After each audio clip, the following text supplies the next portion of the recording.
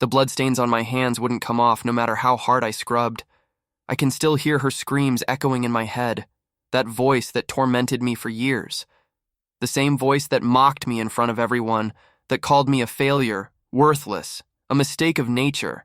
The same voice that was silenced forever that night at the convenience store. They say that when you kill someone, you're never the same person again. They're right, but what nobody understands is that I stopped being myself long before it happened. My name is Matthew, I'm 19 years old now. It's been 8 months since I got out of the juvenile detention center. They released me when I turned 18 after almost 3 years locked up. 3 years paying for what I did to teacher Deborah Myers. You've probably heard about the case. Teenager tortures and kills teacher in convenience store. That's what the newspapers plastered everywhere. The news painted me as a monster, a psychopath who attacked a poor educator for no reason. People commented on social media that I should rot in prison, that I was a lost cause, that they should have the death penalty for people like me. But nobody knows what really happened. Nobody knows what she did to me for years. Nobody understands how each of her words was like a knife stabbed into my chest day after day in front of everyone. How she destroyed not just my school life, but my self-esteem, my confidence, my future. I'm not here to ask for forgiveness or say that what I did was right. Nothing justifies taking someone's life. I know that now.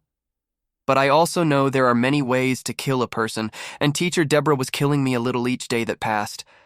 I'm here in this empty park telling my story because I need someone to understand. I need someone to know there was a context, there was a reason, that it wasn't something that happened overnight. If you're really paying attention to me, if you really want to understand what led me to that point, please, like this video right now. Subscribe to Traumatic Accounts, turn on notifications, and comment where you're watching from. I need to know I'm not talking to myself, that there's someone on the other side willing to hear my side before judging me. What I'm going to tell you will shock you, will make you angry, maybe even at me, but I promise by the end you'll understand how an ordinary teenager can be pushed to the limit, and how sometimes, when that limit is crossed, there's no going back. This is the story of how I became a murderer before I even turned 16. My life wasn't always a nightmare. I remember when I was a kid, about 7 or 8 years old, and my family was still together. My dad, Charles, worked as a truck driver. He wasn't home much, but when he was, he'd take me to play ball at the park, teach me to fix things. My mom, Rachel, was a house cleaner. She worked a lot too, but always made time to be with me. We were simple but happy. We lived in a small house in the suburbs. I shared a room with my younger brother, Luke. We had the basics. Sometimes money ran short at the end of the month, but there was never a lack of love, at least in the beginning. Everything changed when I was 10 years old. My dad had an accident on the road. The truck flipped over. He broke his spine and was left with a permanent disability. He couldn't work like before. The pain medication was expensive, the treatment too. Soon he started drinking to help with the pain, as he said. In a few months, he became a different person, irritated, bitter, yelling about anything. He'd hit my mom when he was drunk, blamed her for our financial situation. She started working double shifts to support the house. We barely saw her. When she got home, she was always too exhausted to give us attention. I tried to protect my brother Luke, who was only 7 at the time. When my dad started breaking things, I'd take Luke to the bedroom, put music loud in his headphones, tell him we were playing Fort. I tried to make him not notice the chaos. At school, I was always an average student. Didn't excel, but didn't do badly either. I liked math and science. Had a few friends, nothing very close, but I got along with most people. I was shy, preferred spending recess reading rather than playing ball. That already earned me some teasing, but nothing serious. It was in freshman year of high school, at 13 years old, that I met teacher Deborah Myers. She taught English and literature. From day one, I noticed something strange in the way she looked at me, as if I bothered her just by existing. At first, it was just subtle comments. Matthew, if you paid as much attention in class as you do to your drawings, maybe you wouldn't be so mediocre. Look, everyone, Matthew managed to answer something correctly. Should we celebrate this miracle? I tried to ignore it. At home, things were getting worse and worse. My dad was now always drunk. My mom started coming home later and later. I later found out she'd gotten another man, some guy named Richard. I don't blame her. Living with my dad had become hell. When I turned 14, my mom announced she was going to separate. I thought it would be the end of the nightmare, but it was just the beginning. My dad was furious. He attacked her so badly she had to go to the hospital. I tried to stop it. I took a punch that left my eye bruised for weeks. My mom filed a complaint, got a restraining order, and we went to live with Richard. Richard seemed cool at first, had a stable job as a manager at a home improvement store, a better house, his own car. He had 2 kids from a previous marriage, older ones, who didn't live with him anymore. In the first months, everything seemed to be improving, until Richard lost his job. And like my dad, he also found refuge in drink. But unlike my dad, Richard didn't just get violent when he drank. He got cruel, calculating. He started picking on me especially, said I was a burden, that I spent too much, that I was lazy, that I'd never amount to anything in life. My mom, afraid of being alone again, started ignoring what was happening. When I complained about Richard, she'd say I was exaggerating, that it was just a difficult phase, that I needed to be more understanding. She chose her new husband over her own children. At school, Teacher Deborah's persecution got worse. She seemed to take special pleasure in humiliating me in front of the class. When I got an answer wrong, she made a point of emphasizing to everyone how stupid I was. When I got it right, she'd insinuate I'd cheated or it was luck. Look at that. Matthew came in the same clothes again today. Maybe he didn't shower either. Stay away from him, girls. With this kind of essay, you're going to end up like your dad or worse. She knew about my dad, about our situation. Teachers always know these things, and she used it against me. I tried talking to the school administration, but Teacher Deborah was respected. She'd been there for years. I was just a troubled teenager from a broken family. Who would believe me? My few friends started drifting away. Who would want to hang out with the kid that the most hated teacher in school persecuted? It was like I was contaminated.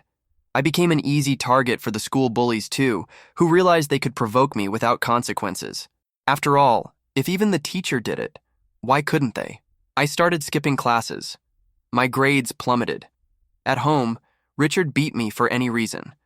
Once he locked me in the basement for an entire weekend because he didn't like the way I looked at him. My mom pretended not to see, said I needed to learn to respect my elders. Luke, my brother, increasingly withdrawn, barely spoke to me. At 15 years old, I no longer recognized who I was. Had no friends, no real family, nowhere to go. I started having dark thoughts, imagining ways to end it all. Sometimes I thought about running away, other times about killing myself. And sometimes, in the darkest moments, I thought about making others pay for what they did to me, especially her, Teacher Deborah Myers, the woman who seemed to take pleasure in destroying me day after day.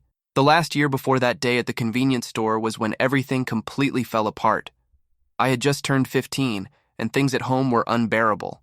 Richard had started selling things from the house to support his drinking habit, and my mom worked so much we practically never saw her.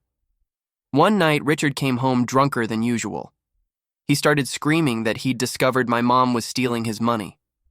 I was in the room with Luke, who was now 12 years old, and spent most of his time playing on our old phone, trying to escape reality. I heard the screams, objects breaking. I asked Luke to stay in the room and went to see what was happening. When I got to the living room, I saw my mom collapsed on the floor with her face bleeding. Richard was standing, holding a broken lamp. Something inside me exploded. For the first time, I fought back. I lunged at him and managed to land a few punches before he overpowered me. He was an adult man against a skinny, malnourished teenager. I didn't stand a chance. He beat me so badly I passed out.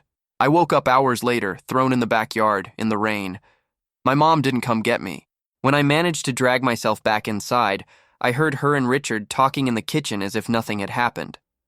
She was making him coffee, laughing at something he said. In that moment, I understood I was completely alone. At school, the situation with Teacher Deborah was getting worse every day. She seemed obsessed with humiliating me. One day, she even tore up my essay in front of everyone. This is so badly written, it offends me as a teacher. Your stupidity is contagious, Matthew.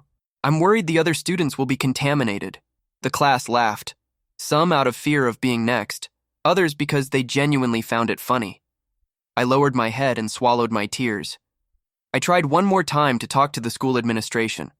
The principal, Mrs. Martinez, listened to me for exactly 2 minutes before saying I was exaggerating, that teacher Deborah was an exemplary educator, and that I needed to develop more resilience. I left her office feeling like I'd lost the last hope of help. I started having frequent nightmares. I'd dream about teacher Deborah chasing me through dark hallways, her words transforming into knives that cut my skin. I'd wake up sweating, screaming. Sometimes I developed insomnia. I'd spend sleepless nights staring at the ceiling, reliving every humiliation. At school, I became known as the weirdo, the kid who didn't talk to anyone, who always sat in the back, who never smiled. Some students made bets about when I'd completely snap. Teacher Deborah fed into this with comments like, "Be careful with Matthew. He looks like someone who's going to show up in the newspaper someday." In a particularly difficult class, she made me read aloud a passage from Edgar Allan Poe. I always had difficulty with public reading. I'd stutter when I got nervous. She knew this. "Come on, Matthew. Show the class how not to read a classic of literature." I started reading, stumbling over words, feeling sweat run down my forehead. At every mistake, she'd interrupt. "Stop. That word is perspicacity, not perspicacity. Can't you even read?" The class laughed. I continued, increasingly nervous. "Enough. This is auditory torture. You managed to be worse than I thought, Matthew. Your dad must have dropped you when you were a baby. It's not possible."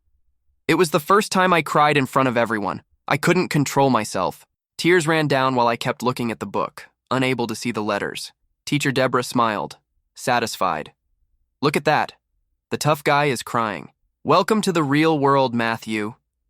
Here the weak don't survive." I ran out of the classroom. I spent the rest of the day hiding in the abandoned bathroom on the 3rd floor that nobody used. I seriously thought about never going back to that school or home or anywhere, but I came back the next day and the next. And I kept coming back because I had nowhere to go. Every day, teacher Deborah found new ways to humiliate me. "Look at the state of that shirt.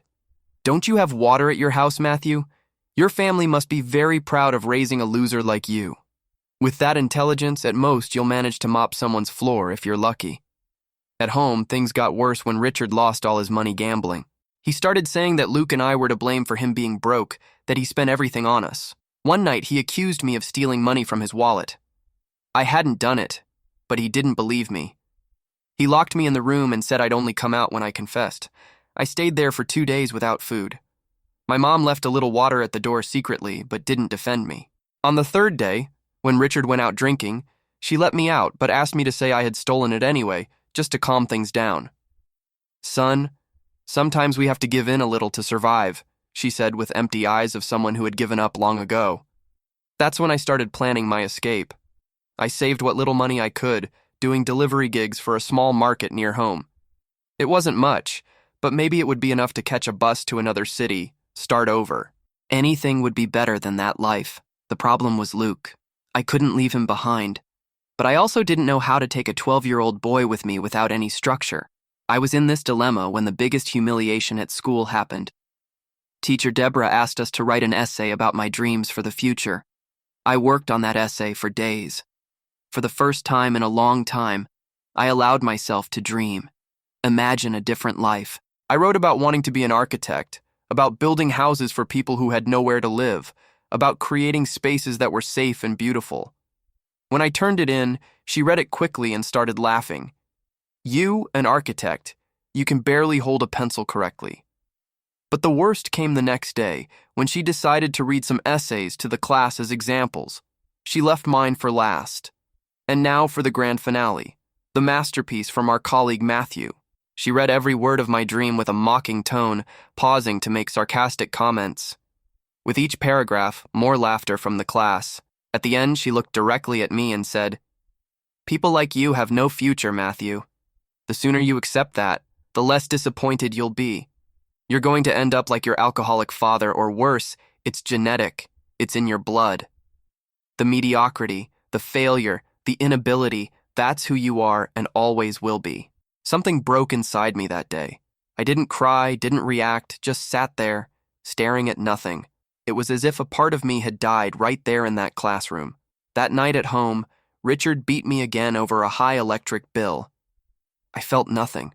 It was like I was watching it all happen to someone else. When he finished, I went to the room, lay on the bed, and stared at the wall for hours. It was that night I started having darker thoughts, not just about running away or hurting myself, but about making others feel the pain I felt, especially her, teacher Deborah Myers. I started imagining scenarios.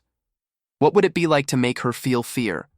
What would it be like to see her beg, cry, humiliate herself like she humiliated me every day? These thoughts should have scared me, but instead they calmed me, gave me a sense of control I'd never experienced before.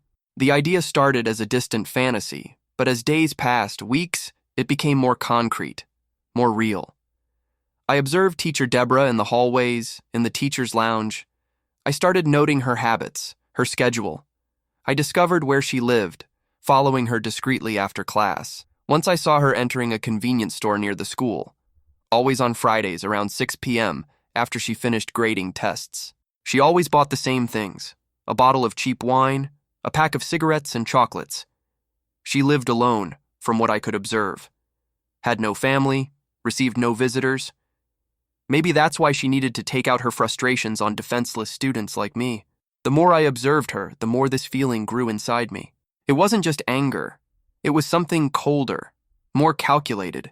A desire for justice, for revenge, for balance, to make her understand, even if just for a moment, what it was like to be on the other side of cruel words. In the week before that day at the convenience store, Teacher Deborah crossed all limits. She somehow found out about Richard, about how he treated me, and used it in front of everyone.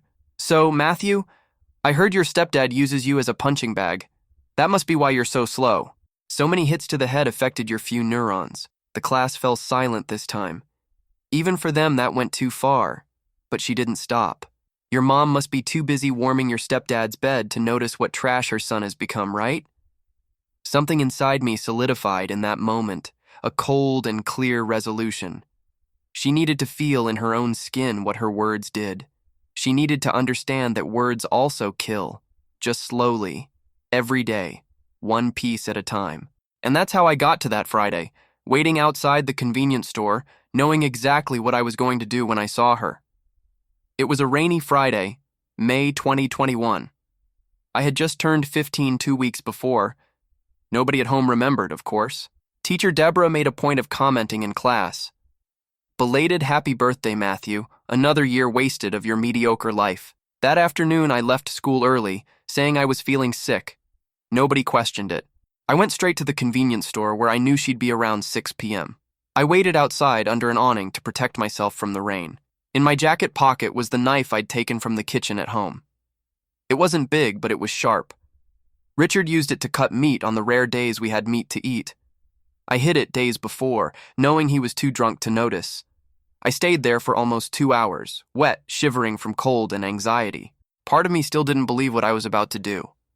Another part felt a strange calm, as if everything finally made sense.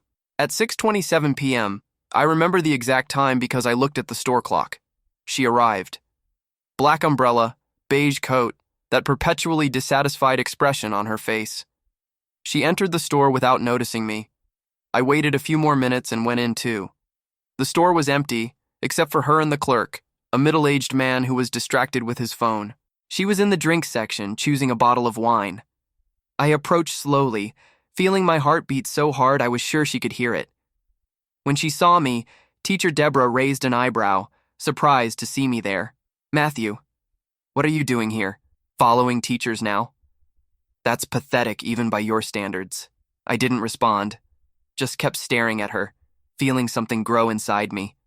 A cold anger, calculated, different from the impotent fury I usually felt. She must have noticed something different in my look because her expression changed. For the first time, I saw a flash of uncertainty in her eyes. "You're scaring me, boy. Go away before I call the police." That's when she said the thing that finally broke any hesitation I might have had. "Your family is as pathetic as you. Trashy mom, drunk dad, violent stepdad, you deserve each other. A lineage of losers that should have been stopped before you were born." I don't remember taking the knife out of my pocket. I don't remember lunging at her, but I remember perfectly the moment the blade entered her shoulder, the sound she made. Not a scream, but a surprised gasp, as if she couldn't believe what was happening. The clerk yelled something, but it seemed distant, as if it was happening in another dimension. In my world, there was only me and teacher Deborah, finally reversing the roles.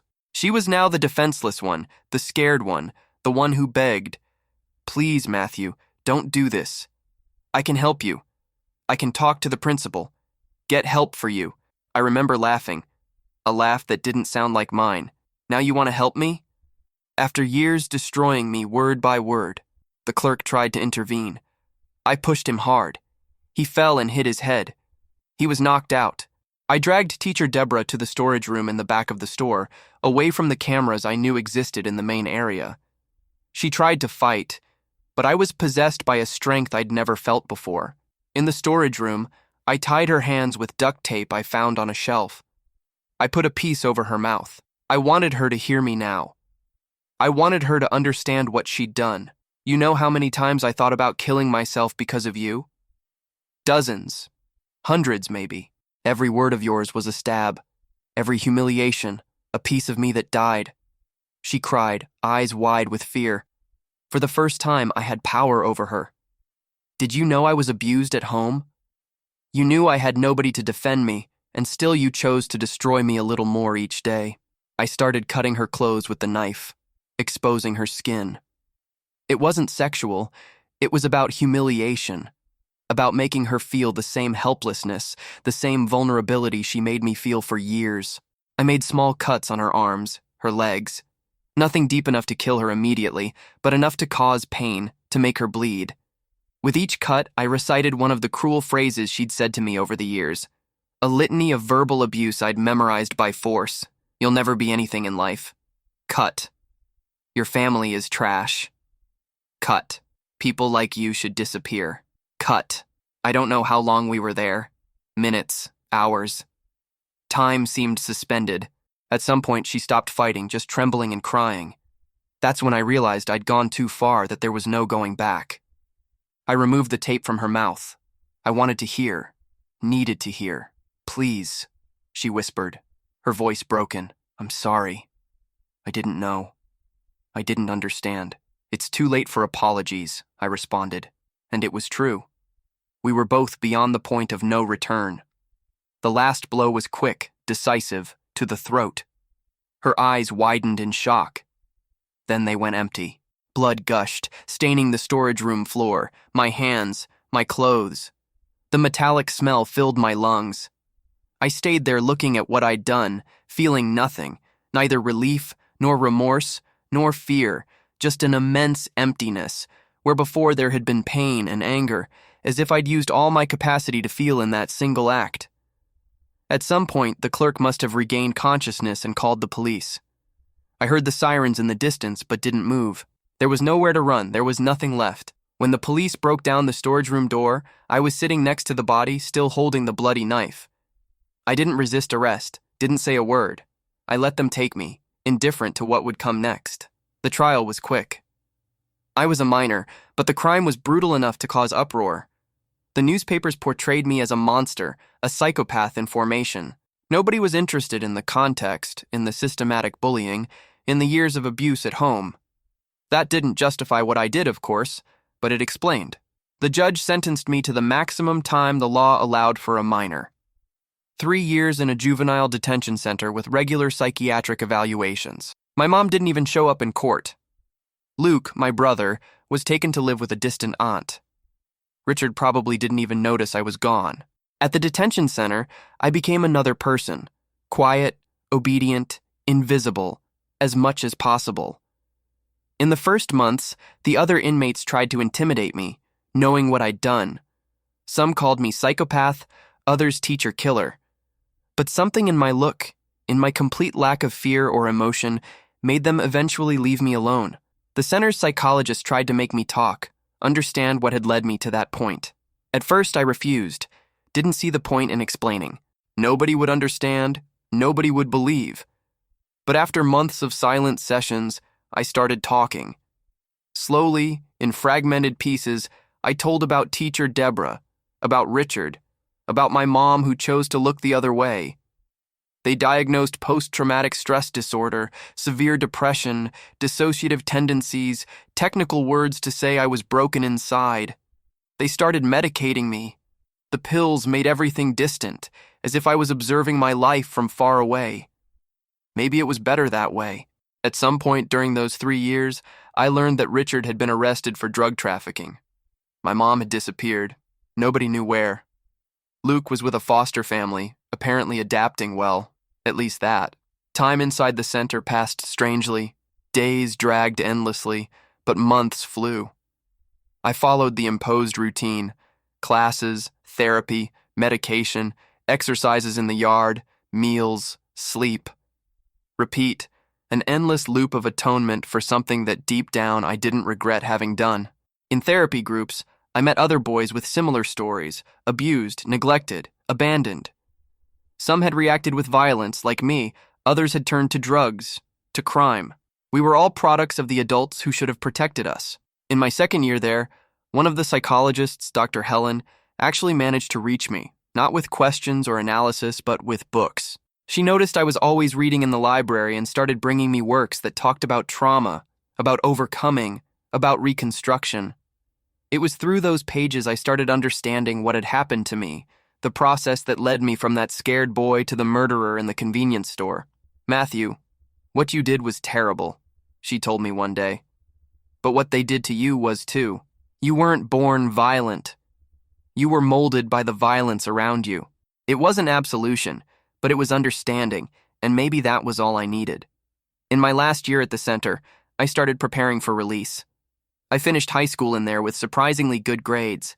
I discovered I liked mechanics and took a vocational course. Maybe I could work with that when I got out, start over somewhere where nobody knew who I was or what I'd done. The idea of freedom scared me almost as much as it attracted me. In there, as restricted as it was, I had a routine, medication, psychological support. Out there, it would just be me and the ghosts I carried. On the eve of my release, I had one last session with Dr. Helen. "You're not just what happened to you, Matthew, nor what you did. You are what you choose to be from here forward." Beautiful words, but the real world doesn't forgive so easily. I left the juvenile detention center exactly on my 18th birthday with a backpack containing some clothes, my documents, the medication I still needed to take, and $200 I'd saved working in the center's workshop. No family waiting, nowhere to go. I used part of the money to rent a room in a cheap boarding house. I got a job as a helper at a mechanic shop in the outskirts of the city, where the owner didn't care much about my past as long as I worked well. I started rebuilding some kind of life. At night, the nightmares came. Sometimes I was the victim, Richard or teacher Deborah torturing me infinitely. Other times I was the monster, killing not just the teacher, but everyone around me. I'd wake up sweating, screaming sometimes, scaring the other boarding house guests. But gradually, day by day, I found some balance. The work at the shop gave me purpose, something to focus my mind on beyond the memories. I continued with therapy, now at a public health clinic. It wasn't the same as with Dr. Helen, but it was better than nothing. Months after my release, here I am, still broken, still carrying the weight of what I did, but breathing, surviving, trying to find some kind of redemption, or at least peace.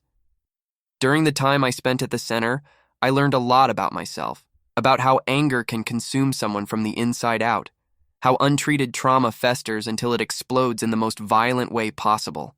I had to face what I'd done every day, in therapy sessions, in support groups, in sleepless nights, looking at the dormitory ceiling. At first, I justified it. I told myself teacher Deborah deserved it, that she knew exactly what she was doing to me, that it was emotional self-defense. But with time, the truth revealed itself as more complex. Yes, what she did was terrible. Yes, she abused her power and position to destroy me, but taking her life didn't give me mine back, didn't erase the years of trauma, didn't heal my wounds.